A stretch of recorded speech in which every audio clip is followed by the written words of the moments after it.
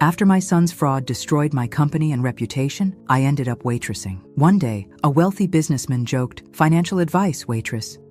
He didn't know who I used to be. I looked at his papers. "You'll be bankrupt in 6 months." He laughed it off.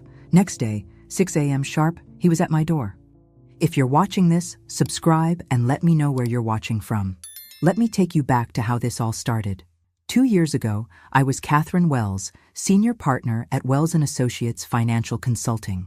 I had corner offices in downtown Chicago, managed portfolios worth over $50 million, and drove a BMW that cost more than most people's annual salary.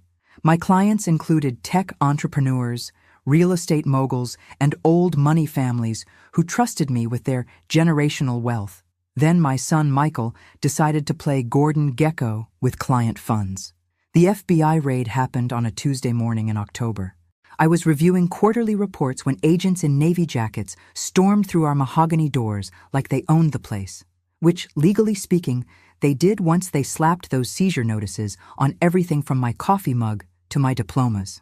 Michael had been forging my signature for 8 months, moving money between accounts like he was playing 3-card Monte with people's retirement funds.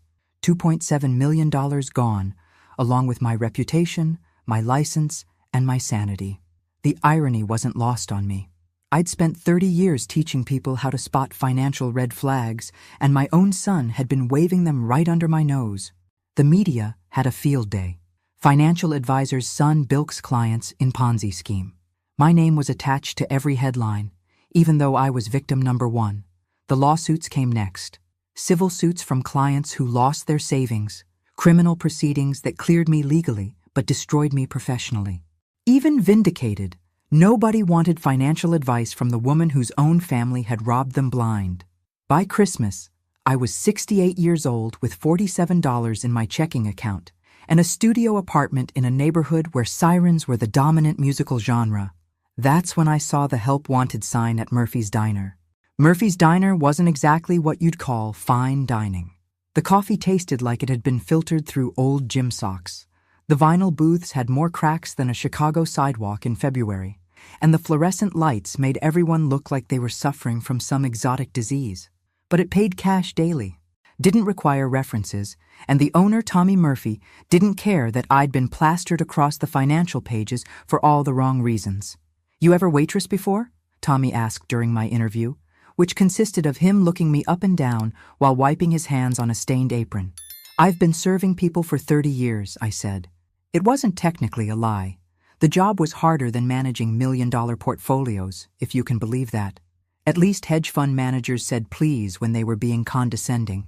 The breakfast crowd at Murphy's treated waitresses like walking coffee dispensers with the unfortunate side effect of having opinions. But I adapted. I had to. The tips paid for my insulin, the shifts kept me busy enough to avoid thinking about how spectacularly my life had imploded, and the work was honest in a way that made me feel clean again. 3 months in, I'd developed what Tommy generously called interpersonal skills, and what I called the ability to smile while fantasizing about poisoning someone's coffee. That's when Harrison Blackwell walked into my life. It was a Thursday morning in March. The kind of day when Chicago couldn't decide if it wanted to be winter or spring, so it chose to be miserable instead. The breakfast rush was winding down when he strolled through the door like he owned not just the diner, but the entire city block. Designer suit, Italian leather shoes, and the kind of watch that cost more than I'd made in the past 6 months.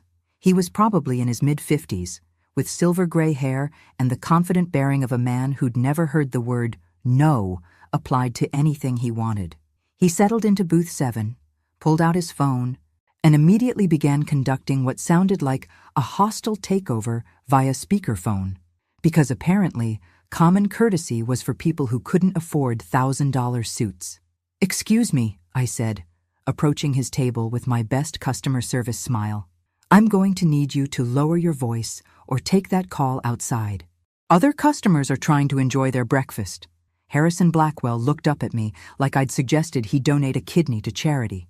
His pale blue eyes did a quick assessment, categorizing me somewhere between furniture and minor inconvenience. "I'll have coffee, black, and whatever passes for eggs Benedict in this establishment," he said. never actually pausing his phone conversation about crushing some competitor's quarterly projections. I poured his coffee, noting that his papers were spread across the table like he was conducting board meetings at the United Nations. Financial statements, merger documents, acquisition proposals.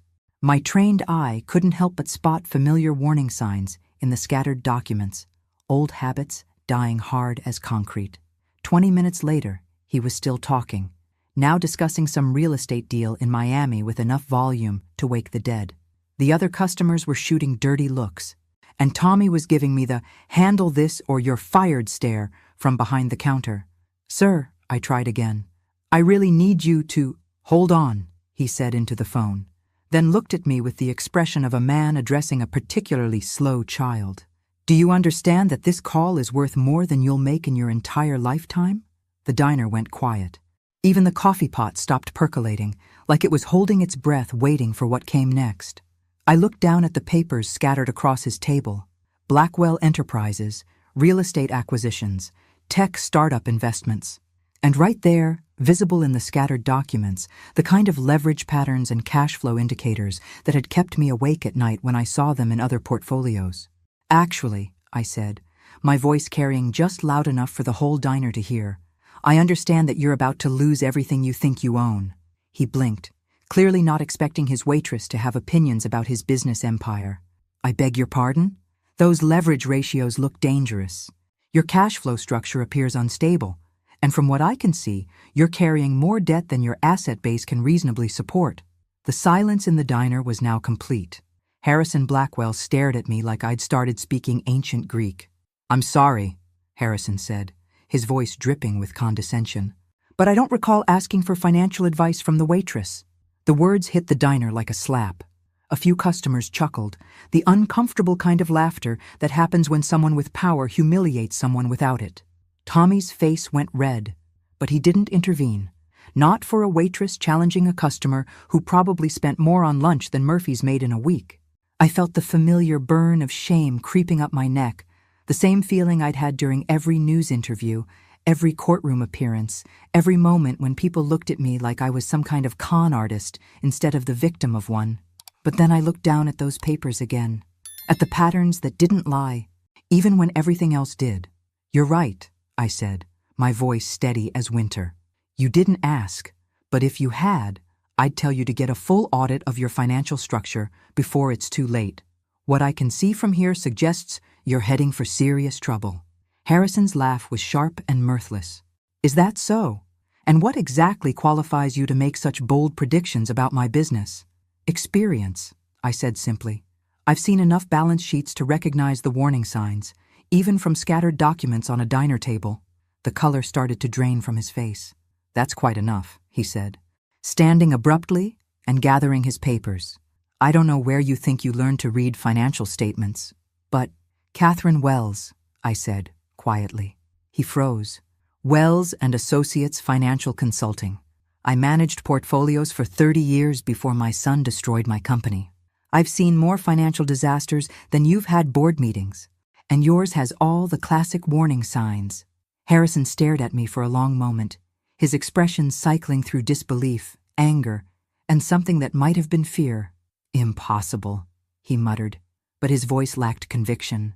"I'd need to see your full financials to be certain," I said, pouring myself a cup of coffee with hands that weren't shaking anymore. "But if you want a professional opinion, I'll be here tomorrow." He left without paying for his eggs Benedict. The next morning came gray and drizzling, typical Chicago spring weather that couldn't decide if it wanted to be depressing or just consistently annoying. I was opening Murphy's at 6 a.m., same as every Thursday, when I heard the knock on the glass door. Harrison Blackwell stood outside in the rain, looking like he hadn't slept in a week. His designer suit was wrinkled, his usually perfect hair disheveled, and he was clutching a manila folder against his chest like it contained the secrets of the universe. I unlocked the door, noting that his Italian leather shoes were soaked through. "We're not open for another hour," I said. "I need to talk to you," he said, his voice hoarse, "about what you said yesterday." I stepped aside to let him in, flipping on the lights and starting the coffee machine out of habit. The diner felt different at this hour, quieter, more honest somehow.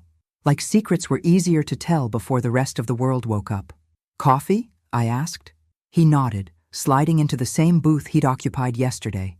His hands were shaking slightly as he opened the folder and spread papers across the table. "I spent all night going through my books," he said. "Had my accountant prepare summary reports, pulled records going back 2 years. I poured his coffee, noting the dark circles under his eyes. "And? You were right."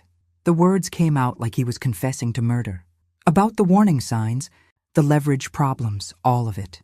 My accountant says we have maybe 4 months before the creditors start circling."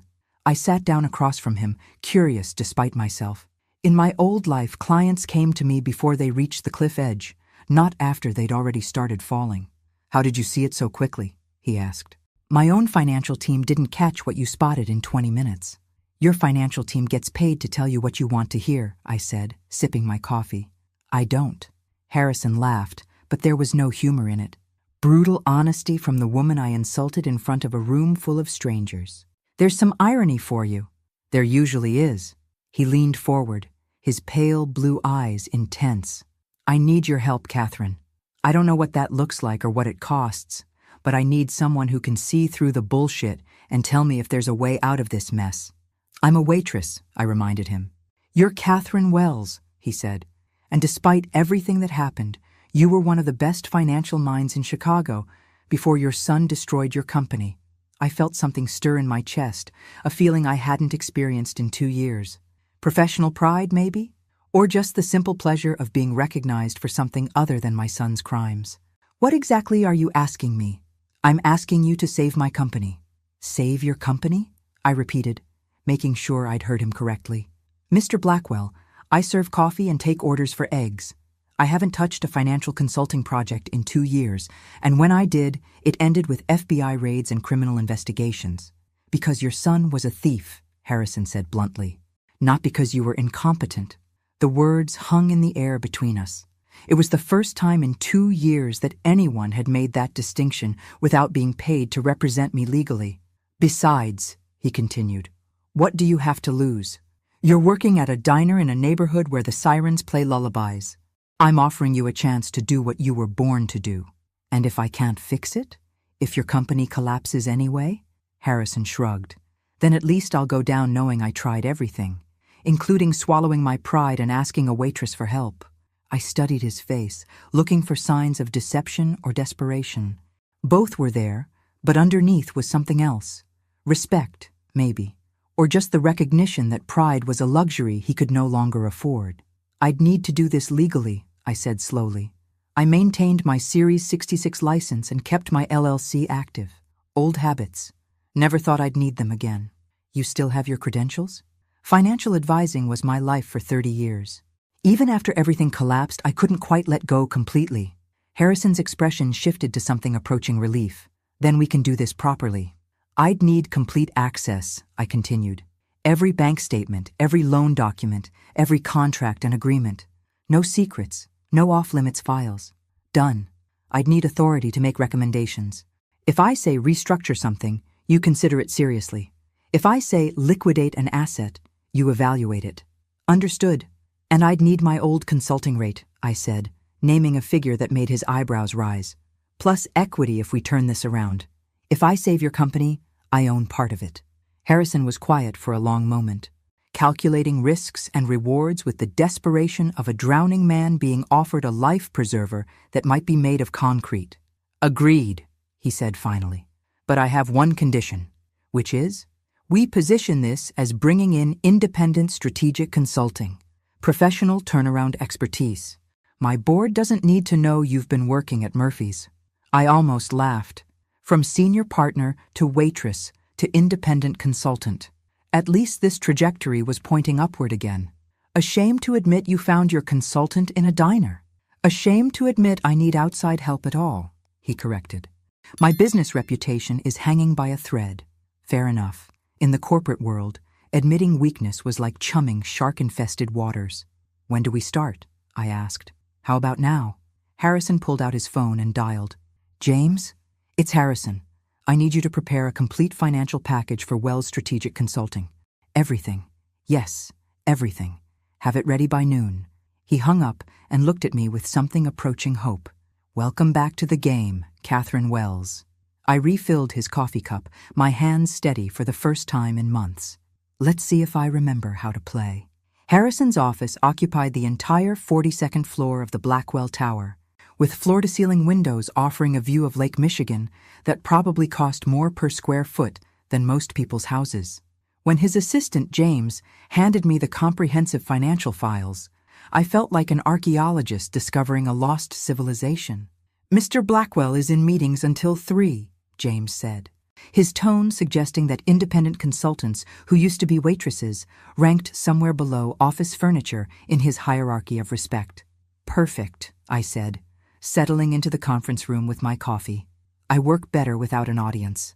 3 hours later, I understood why Harrison looked like a man facing his own execution. Blackwell Enterprises wasn't just bleeding money. It was hemorrhaging like a trauma patient in an emergency room. The Miami real estate project alone was a financial catastrophe that made the Titanic look like a minor navigation error. But buried in the chaos, I found something interesting. A pattern of investments that didn't quite fit the rest of Harrison's portfolio.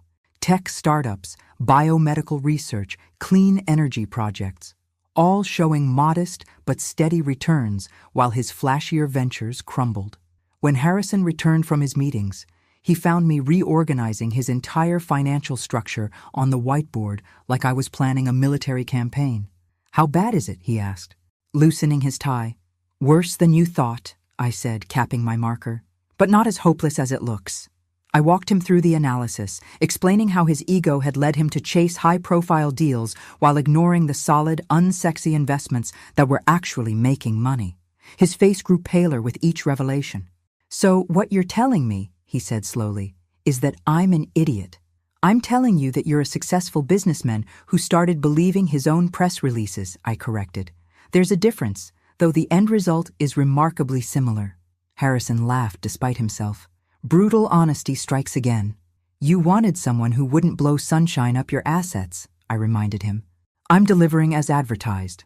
Over the next week, I developed a rescue plan that was surgical in its precision. Sell the Miami disaster to cut losses, liquidate 3 underperforming subsidiaries, and double down on the quiet winners that nobody was paying attention to. It would mean swallowing Harrison's pride and admitting failure publicly, but it would save the company. "The board will want detailed justification," Harrison said when I presented the proposal. "These are projects I've been promoting for 2 years. Then we'll give them detailed justification," I said. "Professional analysis, market data, the works. This isn't about pride anymore. Harrison, it's about survival." The first test came during a board meeting on a rainy Thursday. I sat at the conference table as Wells Strategic Consulting, officially presenting the turnaround strategy to 11 skeptical faces. "This is madness," declared Marcus Webb, the board chairman who'd been questioning Harrison's leadership for months. "You're proposing we abandon our most high-profile investments." "I'm proposing we abandon our most expensive mistakes," I replied, my voice steady and professional. "The data supports strategic divestiture of underperforming assets and reallocation to profitable sectors." I walked them through the numbers, showing how the Miami project was hemorrhaging cash with no realistic path to profitability, while the overlooked tech investments were generating consistent returns. The vote was close, 5 in favor, 4 against, with 2 abstentions. But it passed. As the board members filed out, Webb approached Harrison with the expression of a man who smelled blood in the water. "Bringing in outside consultants reeks of desperation, Harrison," he said quietly. "The investors are asking questions. How long before they lose confidence entirely?" "As long as it takes to turn this company around," Harrison replied. After Webb left, Harrison slumped in his chair like a deflated balloon. "He's planning something," I observed. "I know," Harrison said. "The question is whether we can save the company before he makes his move." "We will," I said, surprised by my own conviction. "But we need to move fast." Over the next 2 weeks, I implemented the restructuring plan with the precision of a surgeon. The Miami property sold to a developer who specialized in distressed assets. The 3 underperforming subsidiaries were liquidated, with proceeds redirected to debt reduction. The profitable tech investments received additional funding. Harrison's company began showing signs of recovery, but Webb's opposition grew more vocal. He questioned every decision, demanded additional board meetings, and made it clear he was building a case for Harrison's removal. "He's not just trying to remove you," I told Harrison one evening as we reviewed quarterly projections. "He's positioning himself for a takeover." "Based on what?" "Pattern recognition. I've seen it before. Board chairman undermines CEO, creates crisis of confidence, then swoops in to save the company. Usually involves acquiring additional shares at discount prices during the chaos." Harrison stared at the financial reports spread across his desk. "So what do? We do what we've been doing. Save the company despite his interference. Make our success so obvious that the board has no choice but to support you." But I had a feeling Webb wasn't going to make it that easy. 3 weeks into our partnership, I was working late in Harrison's office when I found the photograph tucked inside a loan agreement from 1987. It was a family photo. Harrison, maybe 20 years younger, with his arm around a woman with dark hair and warm eyes. 2 small children sat at their feet, a boy and a girl who couldn't have been more than 5 and 7. "My family," Harrison said from the doorway, startling me. "Former family, I should say." I held up the photograph. "Divorce? Death," he said quietly, settling into the chair across from me. "Car accident. Drunk driver ran a red light when the kids were 8 and 10. The words hit me like a physical blow. "Harrison, I'm so sorry. It was 15 years ago," he said, but his voice carried the weight of someone who'd never quite recovered. "Sarah always said I worked too much, that I was building an empire for a family that never got to see me. After they died, work was all I had left." Suddenly, his desperate need to save the company made perfect sense. It wasn't about money or ego. It was about preserving the only thing that gave his life meaning. "Is that why you've been making increasingly risky investments?" I asked gently.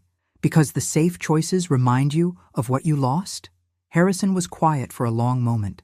"You're quite the psychologist, along with being a financial wizard." "I'm a mother," I said. "I understand loving someone so much that losing them breaks something inside you." "Your son." "My son broke something different," I said. "Trust mostly, but love, that's harder to kill." We worked in comfortable silence after that. Both of us focused on numbers that represented more than profit and loss. They represented hope, redemption, and the possibility that broken things could be repaired. The company's recovery was becoming undeniable. Revenue was stabilizing, debt payments were on schedule, and the profitable investments were exceeding projections. But Webb's campaign against Harrison intensified. "He's calling for another board meeting," Harrison said, reading an email. "Emergency session to discuss ongoing concerns about leadership decisions." "Let him," I said. "We have the numbers on our side now." At midnight, Harrison called for a car to take me home. As I gathered my papers, he touched my arm gently. "Catherine," he said, "thank you. Not just for the financial advice, for understanding." "Don't thank me yet," I said. "We still have a company to save, and something tells me Webb's not finished with us." The moment I'd been dreading arrived on a Tuesday morning in April.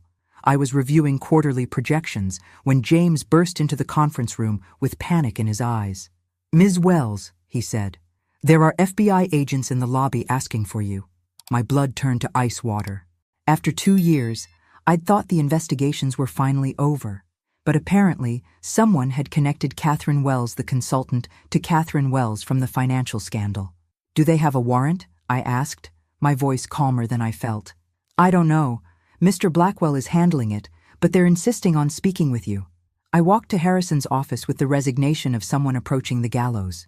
Through the glass walls, I could see 2 agents in dark suits, their faces professionally neutral. "Ms. Wells," the older agent said when I entered. "I'm Agent Martinez. This is Agent Foster. We need to discuss your involvement in an ongoing investigation." "What investigation?" I asked. "Corporate espionage and financial fraud. We believe you may have information relevant to our case." Relief flooded through me. They wanted information, not to arrest me. "Your son Michael has been cooperating with our investigation," Agent Foster continued.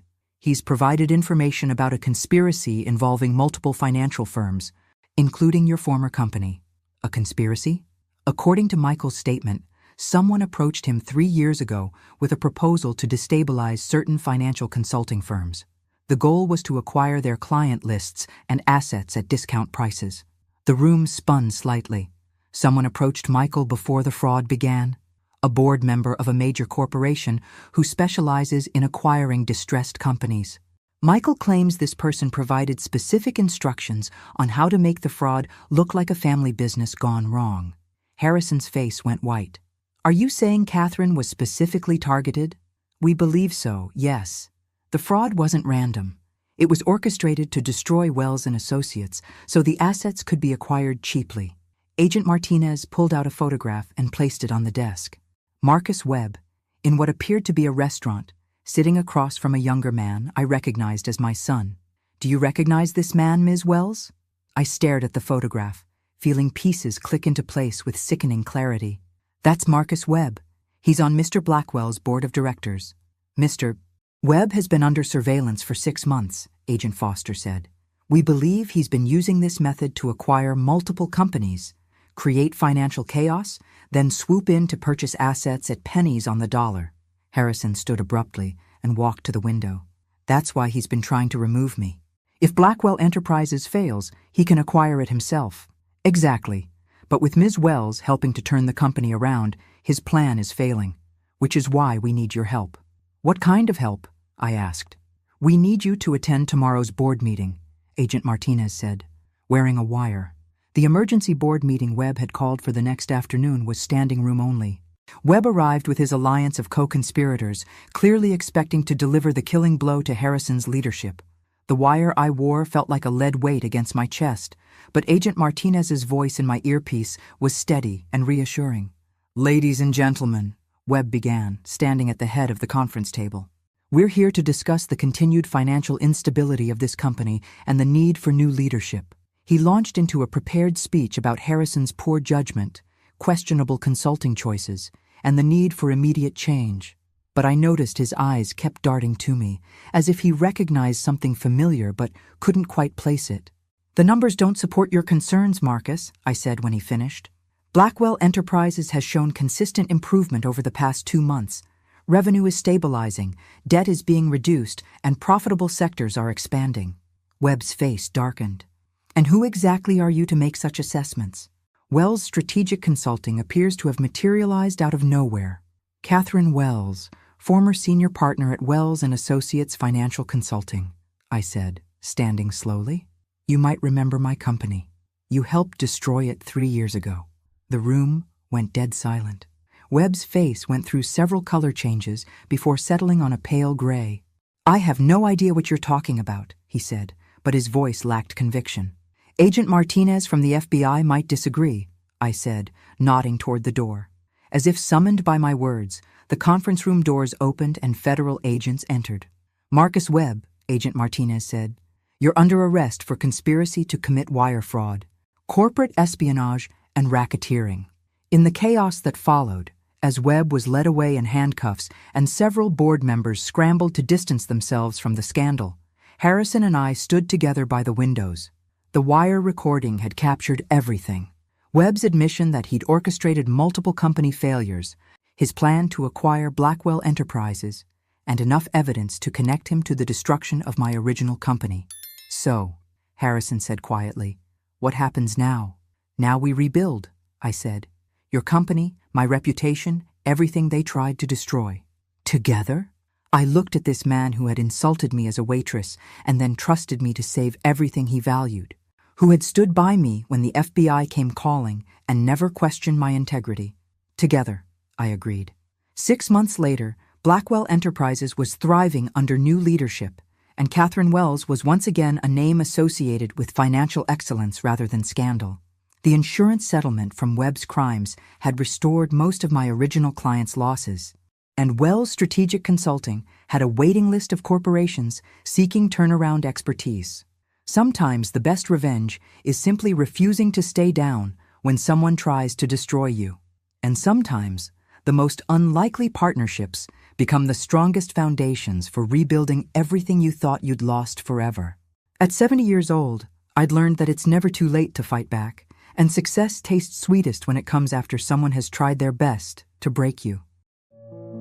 Thanks for listening. Don't forget to subscribe and feel free to share your story in the comments. Your voice matters.